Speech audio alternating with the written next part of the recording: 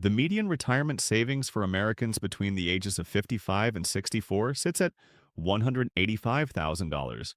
The amount those very same people believe they'll need to retire comfortably in 2026 is $1.46 million. That gap isn't a minor calculation error. That is an entirely different existence. 58% of workers leave the workforce earlier than they intended, not because they chose to, but because their body gave out, their company downsized, or both things happened on the same unremarkable Wednesday. The median age at which they actually stopped working is 61. The median age they expected to stop was 66. 5 years of contributions, 5 years of compounding growth, 5 years of financial momentum gone. Not subtracted from paid time off, but subtracted directly from their investment portfolio at the precise moment they begin drawing from it. And here's the detail that shifts everything. By the time most people encounter those statistics and feel a vague sense of concern, three of the most powerful financial tools in the entire tax system have already begun their countdown. One of them disappears the year you turn 64. One grows exponentially more costly with every year you delay, and one quietly came into existence in January 2025. The overwhelming majority of people who could take advantage of it have never even heard of it. This video is about those three tools, why they all converge at age 58, and why taking the same actions in the next 12 to 18 months produces a meaningfully different retirement than taking those exact same actions 4 years from now. Not marginally different, meaningfully different. I'm going to show you the actual math, not the general sentiment, the actual math. Age 58 is not the starting line of retirement planning. I want to be precise about that because the framing is critical. It is the last functional window where enough tools are still simultaneously available that you can genuinely change the trajectory of a retirement already in progress. After 65, three of these windows close permanently, not partially, permanently. After 64, one specific tool expires and shrinks back to a smaller version of itself. And the healthcare cost exposure, the Social Security timing decision, and the sequence of returns vulnerability all collide within a narrow stretch of time that almost nobody seems to be discussing as one unified challenge. Here's what I'm going to do.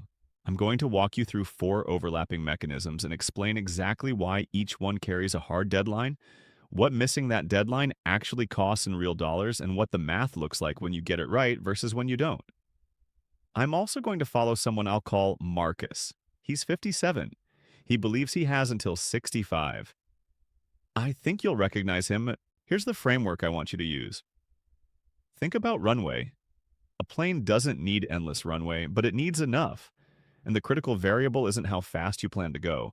It's how fast you're actually moving when the runway ends. Because the runway ends regardless of whether you're prepared. You don't get a vote on that. In retirement, the runway represents the years between today and whatever age forces your departure, your health, your employer's decision, a body that can no longer perform the work, a partner who needs you at home. The average gap between when Americans plan to retire and when they actually leave is 5 years. 5 years of runway that was supposed to be there, and then it wasn't.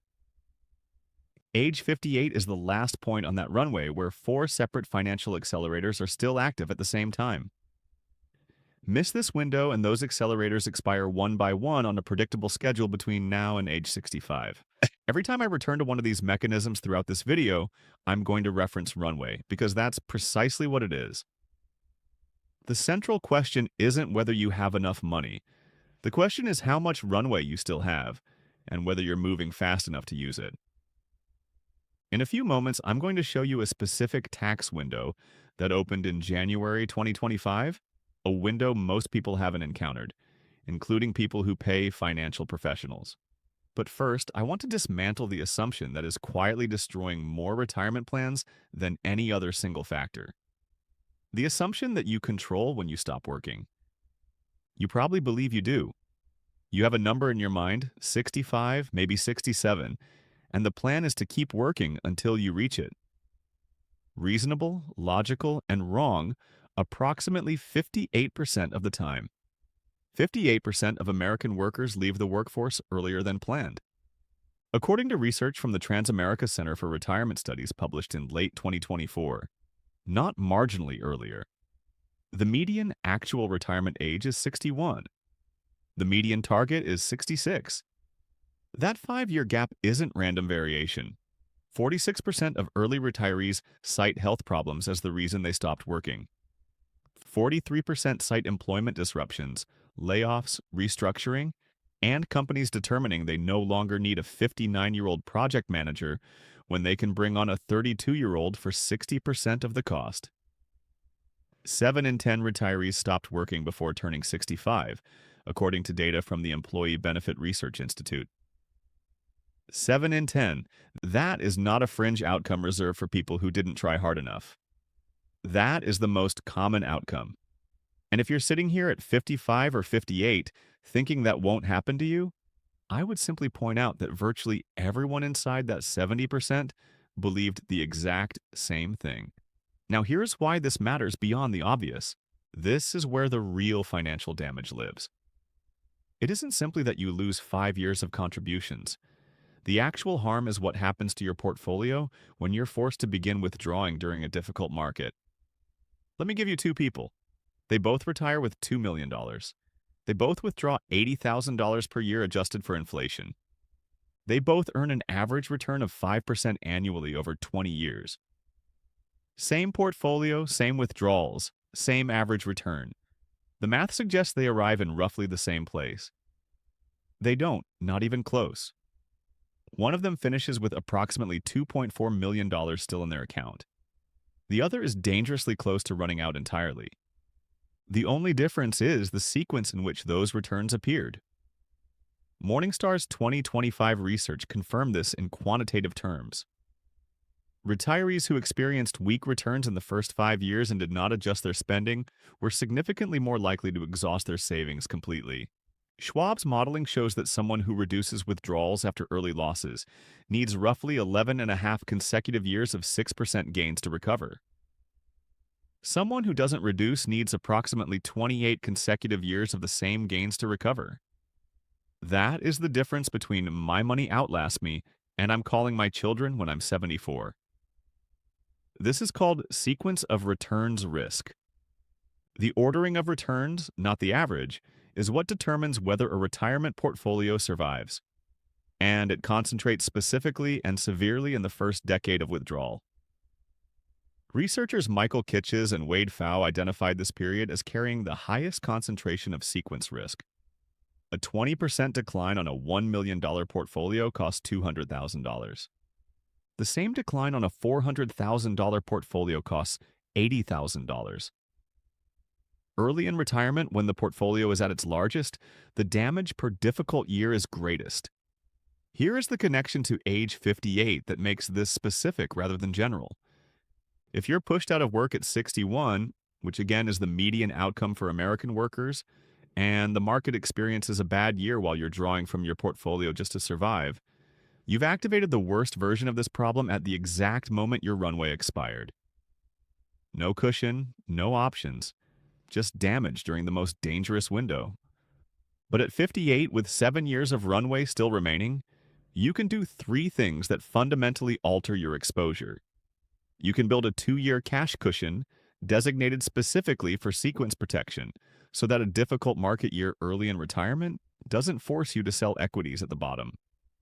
You can build guaranteed income layers structured around a Social Security delay strategy that cover essential living costs without touching the portfolio during those first vulnerable years.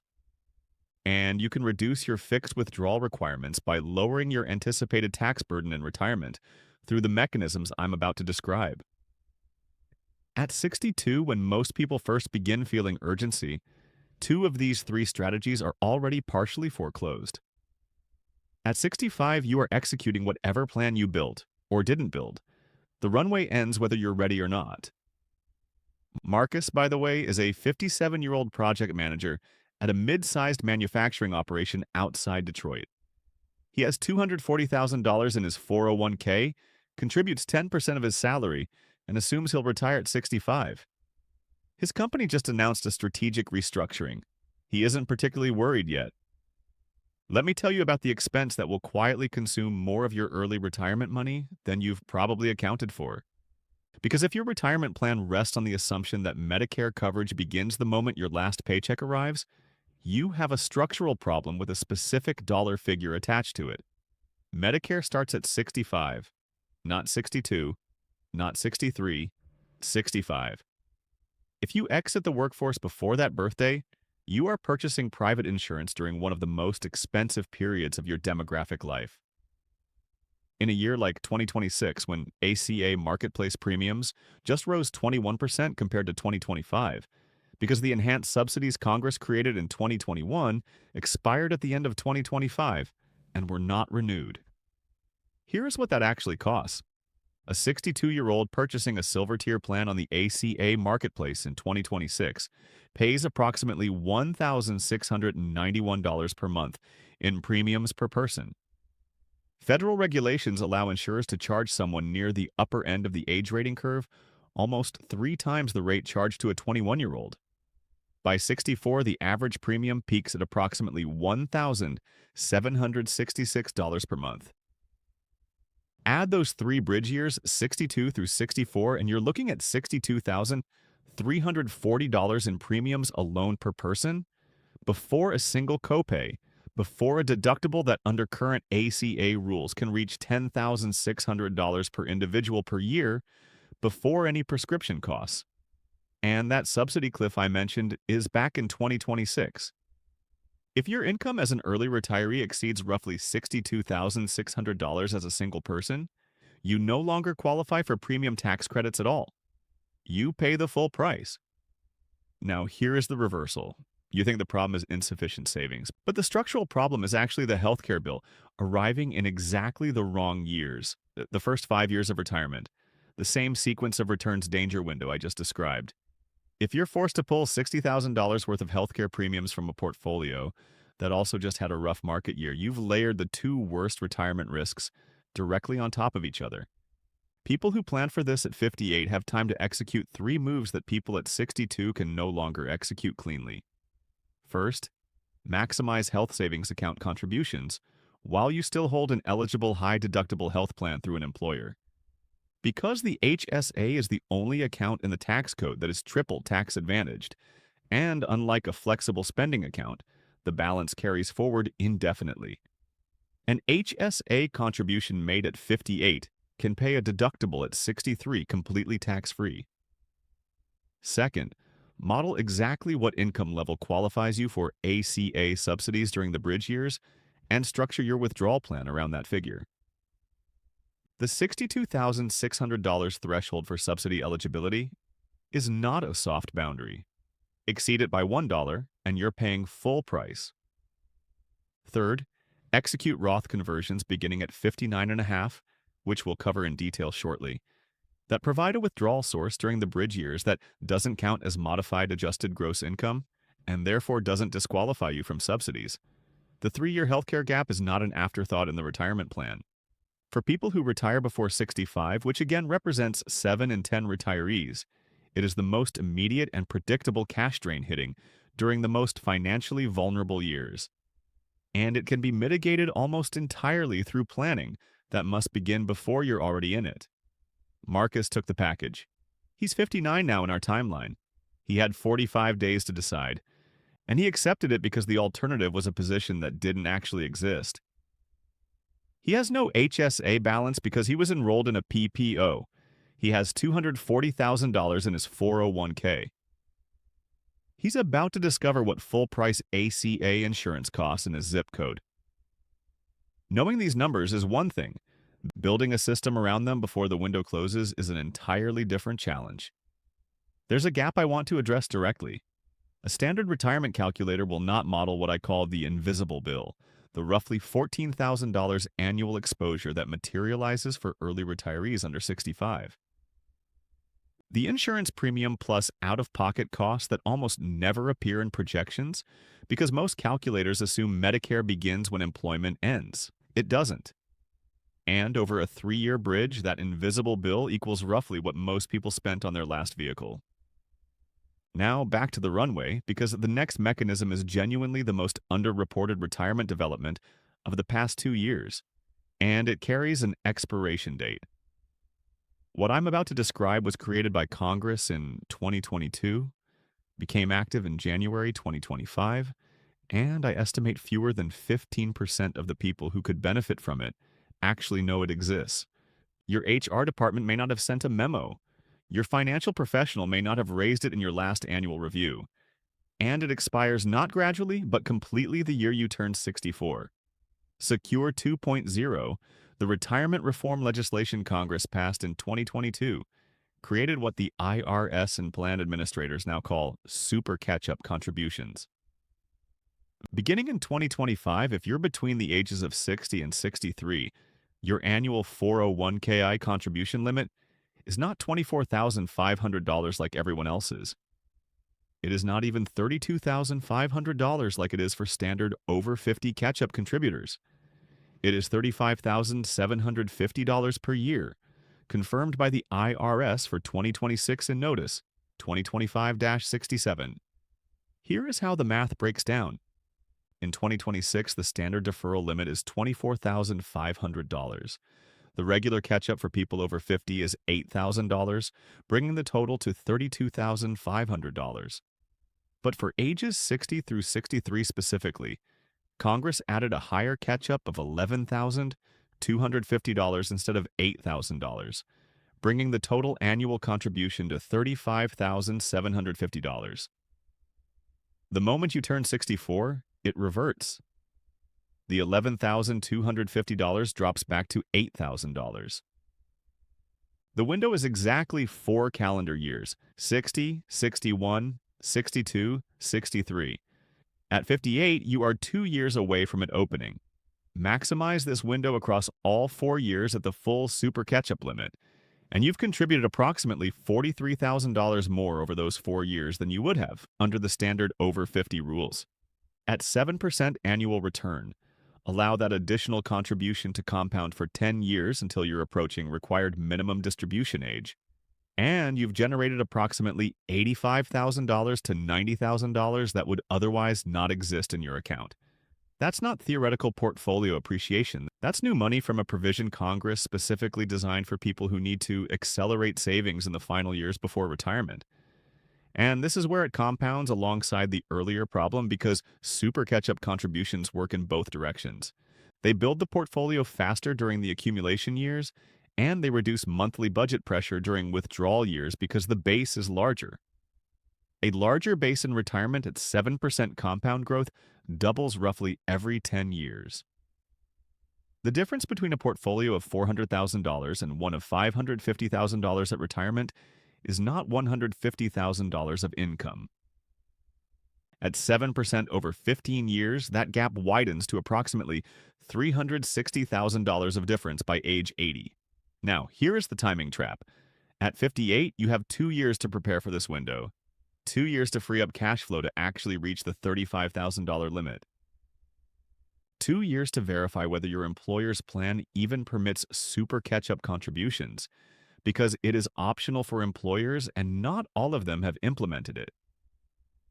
2 years to determine whether you're making traditional or Roth contributions for those super catch-up dollars. Because if you earned more than $145,000 last year, the high earner rule under Secure 2.0 requires catch-up contributions to go into a Roth account starting in 2026, which carries its own implications for the conversion strategy I'm about to describe. At 62, you're already 2 years into the window, and you've already forfeited 2 years of it. At 64, it's gone permanently. There is no version of this discussion where waiting makes sense. And yet, because this change is buried inside a multi-hundred-page piece of retirement legislation, and because almost nobody reads the actual law, the overwhelming majority of eligible people are not using this window. They are contributing at the standard rate, leaving thousands of dollars of annual contribution room unused, watching the 4-year window tick down, and wondering why they feel behind. Congress created an $11,000 annual additional contribution window, specifically for people in your age range, but it ends in 4 years. Unusual that nobody mentioned that during last year's 1% fee conversation. The runway is shrinking, but there's still one more segment remaining, and it's the one that ultimately determines the long-term tax architecture of your entire retirement. Once this decision is made incorrectly, it cannot be undone. Here are two facts that exist in strange tension with each other. First, most people expect their taxes to decrease in retirement because their income decreases. Second, for people with meaningful traditional IRA or 401k balances, this assumption is frequently incorrect, not slightly incorrect. Incorrect in ways that cost hundreds of thousands of dollars across a 25-year retirement. At age 73, the IRS requires you to begin taking required minimum distributions from your pre-tax accounts, traditional IRAs, 401ks, everything in the tax-deferred category. The amount is calculated based on your account balance and an IRS life expectancy table. On a $500,000 IRA at 73, that's roughly $18,000 per year in mandatory taxable income, whether you need the cash or not. On $1 million, it's roughly $36,000. Stacked on top of whatever Social Security you're receiving, on top of any pension income, that accumulation of mandatory income pushes many retirees into tax brackets in their 70s and 80s that are higher than those they faced during their working years. The mechanism that addresses this architectural problem is the Roth conversion window, and it carries a specific deadline that most people are entirely unaware of. Between early retirement and the beginning of required minimum distributions at 73, there's often a low-income corridor. No salary, Social Security not yet claimed if you're being strategic about the delay. No RMDs yet. Within that corridor, a married couple filing jointly can often convert substantial amounts of traditional IRA funds to Roth at blended federal rates approaching 10 to 12%. That's the tax bracket most people occupied in their 20s. Getting to pay early career tax rates on later life money is genuinely one of the better arrangements in the tax code. But the deadline is 63. Here is why. Any Roth conversion completed at 63 appears in Medicare's IRMAA calculation, the income-related monthly adjustment amount. 2 years later, at 65 when Medicare begins, aggressive conversions at 63 and 64 can trigger Medicare premium surcharges that partially or entirely cancel out the conversion benefit. The optimal range after the early withdrawal penalty disappears at 59.5 and before IRMAA starts mattering is approximately ages 60 through 63. At 58, you are 18 months away from that window opening. Here is what the actual figures look like. I'm not going to offer vague percentages. Someone we'll call Daniel, age 58, converts $50,000 from a traditional IRA to a Roth. He's in the 24% bracket but pays the conversion tax of $12,000 from his outside savings account. At 6% annual growth over 20 years, his Roth grows to $160,357 completely tax-free. Without the conversion, his traditional IRA grows to that same amount, but at 22% tax on withdrawal, he nets $125,078. The Roth wins by $35,000 on a single $50,000 conversion. Scale that across a systematic multi-year conversion program during the 60 to 63 window, and you're looking at lifetime tax savings that can exceed $200,000 for someone with a mid-sized traditional IRA. Now add Social Security timing to this framework, because this is where the strategy becomes a unified system, rather than a collection of individual decisions. The most popular age to file for Social Security in America is 62. The most financially advantageous age for most people is 70. The difference in maximum monthly benefit between these two choices in 2026 is $2,212 per month, according to the SSA's own data, $2,969 at 62 versus $5,181 at 70. Every year you delay past your full retirement age, your benefit increases by 8% guaranteed, backed by the federal government, compounding for life. Over 20 years from age 70 to 90, the difference between claiming at 62 and claiming at 70 is not $2,000 per month. It is over $500,000 in cumulative lifetime income. Now connect the Roth conversion window and the Social Security delay into one unified strategy. You retire at 63, you delay Social Security until 70. During those 7 years, you live primarily off your Roth IRA withdrawals, which don't count toward modified adjusted gross income, keeping you within subsidy range for ACA insurance during the bridge years and giving you room to execute additional Roth conversions. You systematically convert your traditional IRA dollars to Roth at low tax rates within the low-income corridor. You arrive at 70 with a maximized Social Security payment, a significantly smaller traditional IRA that will generate lower required minimum distributions, and a Roth balance that grows tax-free for the remainder of your life, without ever triggering another required minimum distribution. This is not hypothetical. This is the specific architecture that people who retire comfortably on mid-sized portfolios have actually built. And it requires beginning at 58 because the 5-year clock on Roth conversion access matters. Conversions completed in 2026 are accessible penalty-free from 2031 forward, which is precisely when you want that Roth ladder available during the bridge years. Every year you delay on Roth conversions is bracket space permanently forfeited. You cannot go back and fill the 12% bracket from 2028 with conversions made in 2032.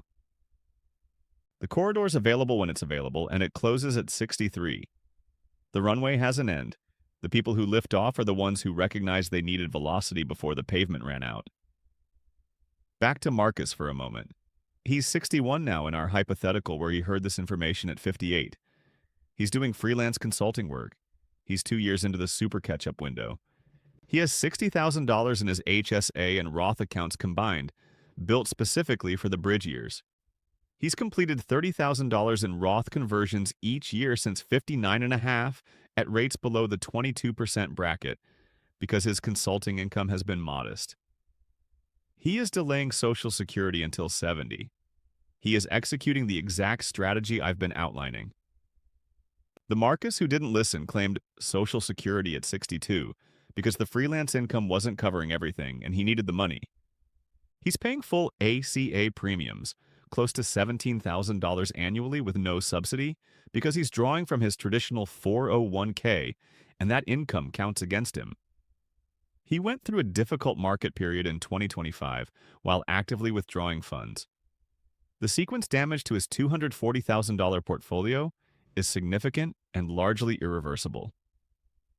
Same person, different decisions at 58, different retirement. Let me make this concrete using a specific scenario with real numbers. Sandra is 58. She earns $95,000 per year in healthcare administration. She has $320,000 in a traditional 401k and approximately $40,000 in a taxable brokerage account.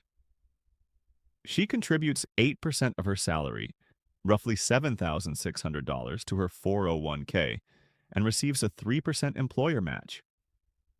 She plans to retire at 66. Version 1. Sandra changes nothing. By 65 at 7% annual growth, her 401k grows to approximately $514,000 from the existing base, plus roughly $97,000 from her ongoing annual contributions and their growth, with a total approaching $610,000. All pre-tax, all subject to required minimum distributions beginning at 73. Her Social Security benefit, if she claims at 67, her full retirement age, is approximately $2,300 per month.